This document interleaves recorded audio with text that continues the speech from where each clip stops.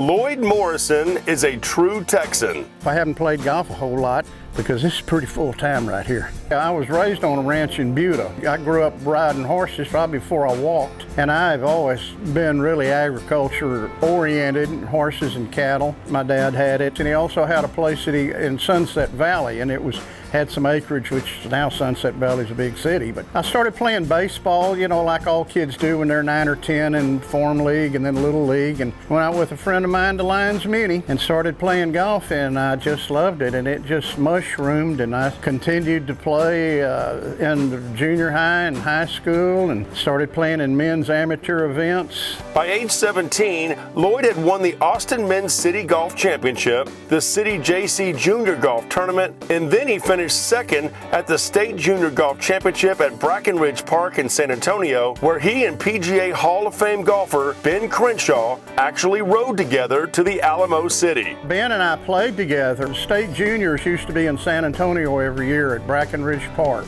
and I remember he and I going down there together. I can remember taking a ride with Lloyd's mother down to the State Junior Tournament at Brackenridge Park in San Antonio. Mrs. Morrison had this Thunderbird. I'll never forget it. And Lloyd, somehow all three of us got in this car, but she gave me a ride back from San Antonio. You talking about could you see his ability? My gosh, yes. He was just always so talented. In Lloyd's case, he was a good player, number one. Very fine player. I was a part of a group along with Lloyd. I can count these guys: Lester Lundell, Billy Claggett, Kerry Petrie, Randy Petrie. We'd play golf all day and end up on this putting green out here. I would go to the golf course every day and stay there every day and play 36 holes. I just loved it. There was an assistant pro there at Lyons named Dick Schieffer, and I started taking lessons from him, and then a man in San Marcos named Russell Scott. At Aquarina Springs, he was the pro there. And I certainly went out and saw Harvey a few times. I mean, he was such a fine person. This is way back when the club was over on Riverside. What do you remember about Harvey Pennock? Did he make kind of an impression on you? His reputation would be the impression. I mean, because you knew it was really neat going out there and being with him. And didn't say much to you at all. He'd watch you hit 3 or 4 balls, say a couple of things, and you'd hit 5 or 6 more balls, and you'd wonder, when is he going to tell me some more? He'd tell you one other thing, and that's it.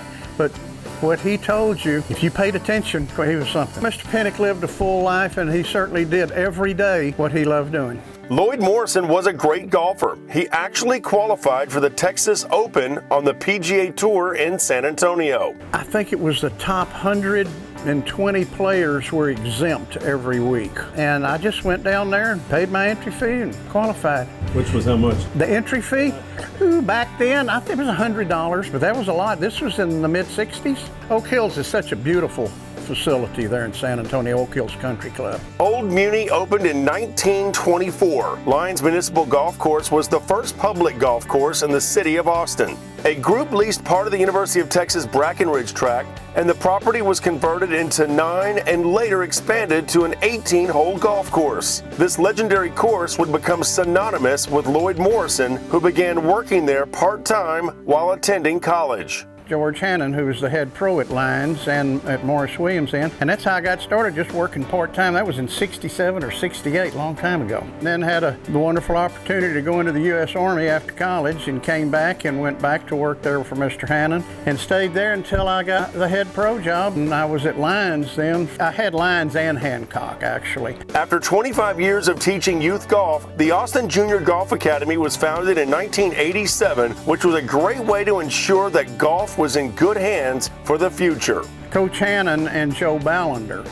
Joe was the pro at Jimmy Clay. He and Mr. Hannon actually started the junior academy when I was still an assistant for Coach Hannon. Then, needless to say, I inherited it after I got the head pro job at Hancock and Lyons. We had hundreds of kids in that. I'm honored to talk about Lloyd and his dedication to public golf, and specifically junior golf, and the programs that Lloyd headed up here. Lloyd would later meet his wife Linda through mutual friends. Linda and I got married in 1977. She's always been supportive of, the golf pros hours, you don't have weekends off to go spend with your family or your wife. And you sure don't riding horses and going to horse shows, so she's always been really supportive of that with me. Linda works at ACC. She's been at ACC almost as long as I was at Lyons. ACC, I mean Austin Community College. The Austin Municipal golf courses were not only in great hands, but Lyons Municipal was under outstanding leadership with Lloyd Morrison for over 35 years. Myself, George Hannon, and Joe Ballander. George was the pro at Morris Williams.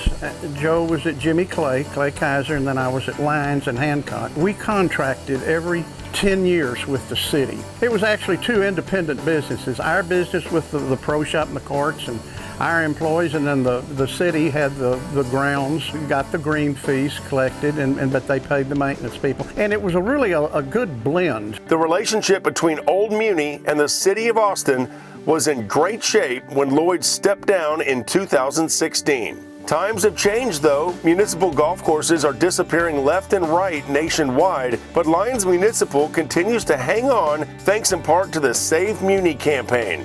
Dick Kemp saved Austin golf for years and years and years. He was a businessman, he was smart.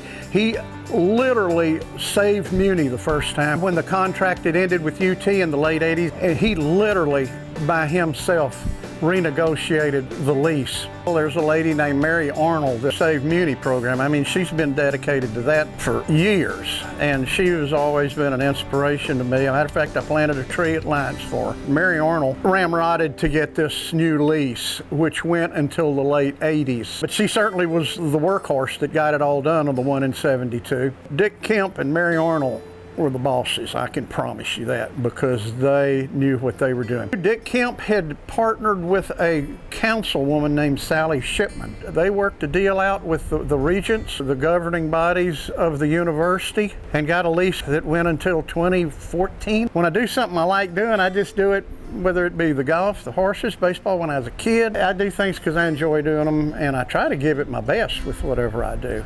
Meanwhile, Lloyd Morrison is more concerned about family, friends, and of course livestock on his ranch near Lexington, Texas. It's a lifestyle that he has always hung his hat on. I love the horses. They're class animals, especially the kind that I have, like fooling with the cattle, like watching the green grass grow. Got some dogs. I'm blessed to be able to do what I do every day. I've been blessed for years and years. I hope we can all just keep on keeping on. Down on the farm with Lloyd Morrison, a new Greater Austin Sports Foundation inductee, I'm Jeff Power.